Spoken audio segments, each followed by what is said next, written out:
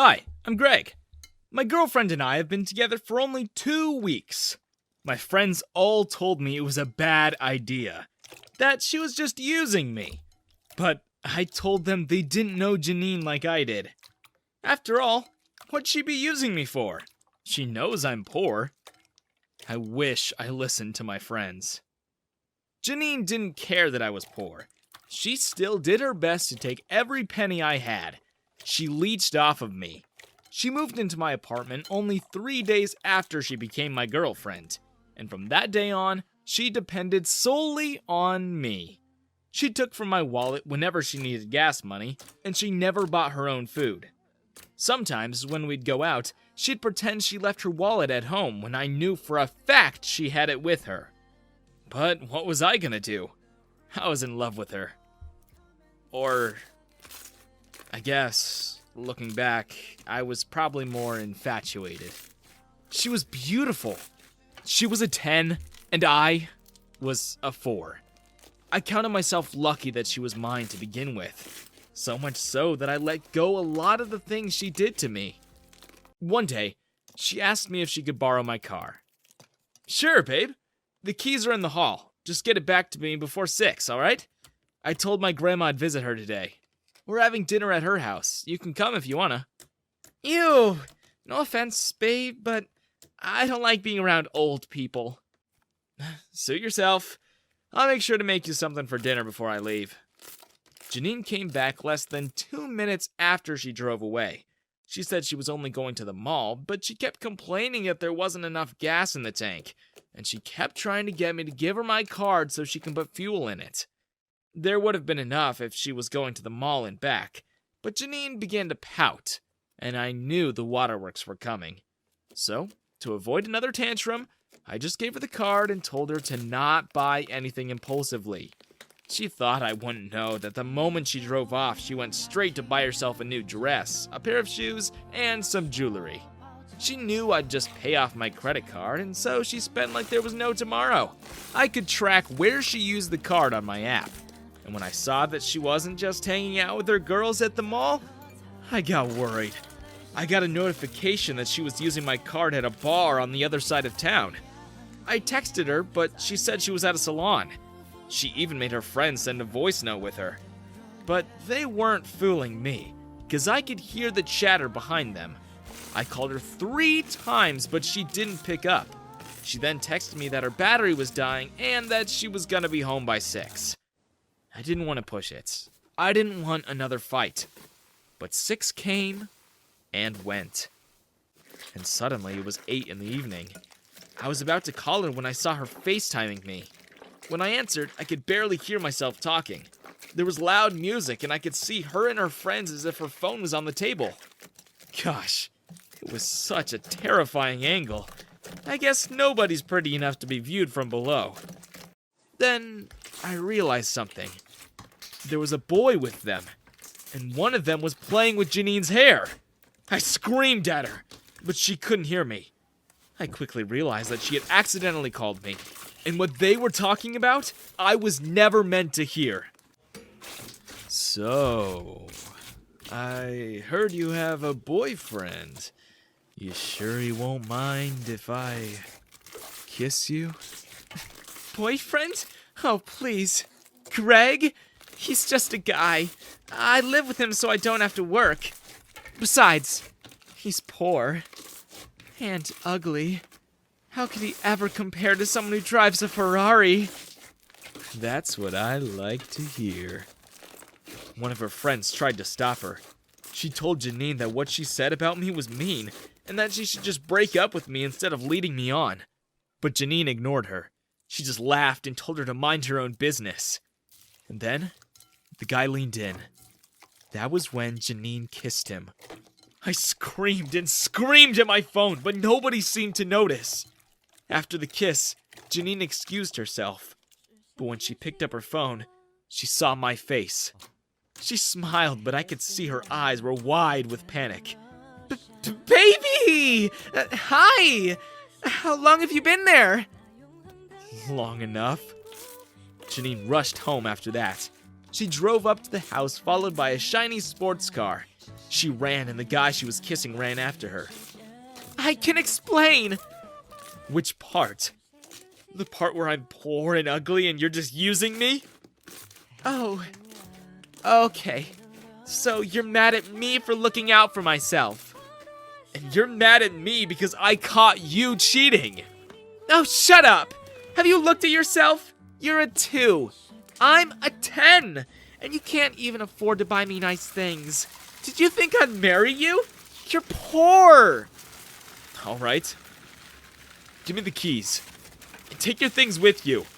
You can go live with whatever his name is. Fine. Whatever. But the guy she was with was shocked to learn that was Janine's plan. As soon as he learned that she needed a place to live, he bailed quicker than she can say please. And Janine was left outside, without a place to go to. She tried to beg to me, but I turned up my music so loud I couldn't hear her crying anymore. The very next day, I called her friend, Jane. She was the one who tried to stop Janine from cheating on me. I took her out a few times, and we talked a lot. Then, when she went to meet up with her friends, I made it a point to drop her off. I tell you, when she climbed out of my car, Janine and her friends' jaws fell to the floor. I bought a new car. It was the most expensive Bugatti I could find on short notice. I would have paid to have it coated in gold, but that would have taken weeks. And I really wanted to show Janine what life she could have had. Jane was decked in the finest jewelry money could buy.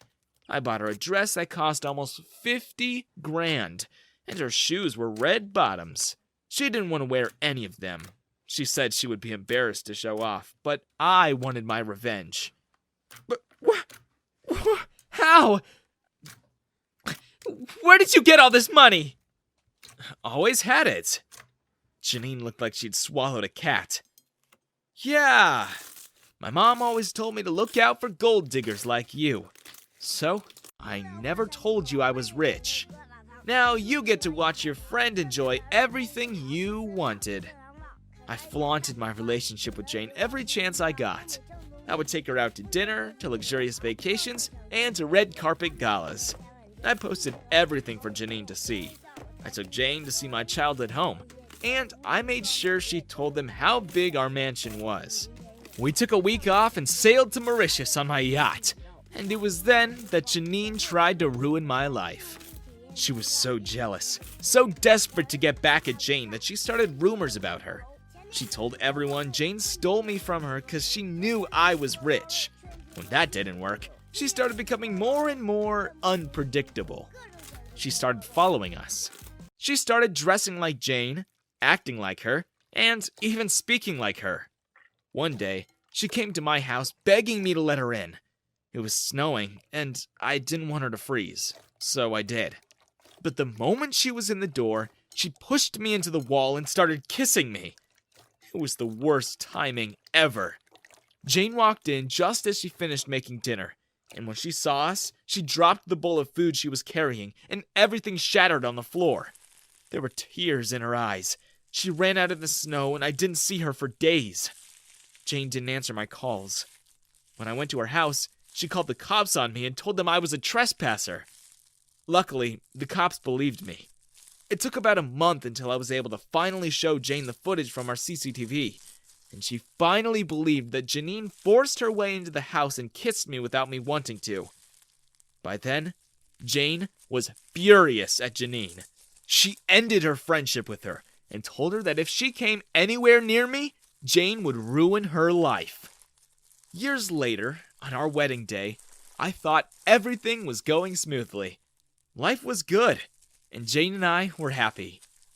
Until when the priest was about to let us read our vows, the door to the church burst open and Janine was standing there, all in black. She clapped, slowly. Then she walked up the aisle. As she went, she broke everything in her way. She kicked over decorations and ripped flowers from the seats. Stop the wedding! You don't deserve him! Look at you! You're a 4 at best! I'm prettier, hotter! You're just a jealous, ugly witch! I could tell Jane was about to cry. This was the most important day of her life, and Janine just ruined it. She was hurling insults at her in front of her family and mine, and in front of our friends. I tried to stop her from coming any closer, but Janine dodged me, and before I could react, she was pulling Jane away from the altar. Jane pushed and Janine pulled, and in one moment, Janine ripped Jane's dress. She wrestled her bouquet from her and kicked my fiancé off the stage. I had enough.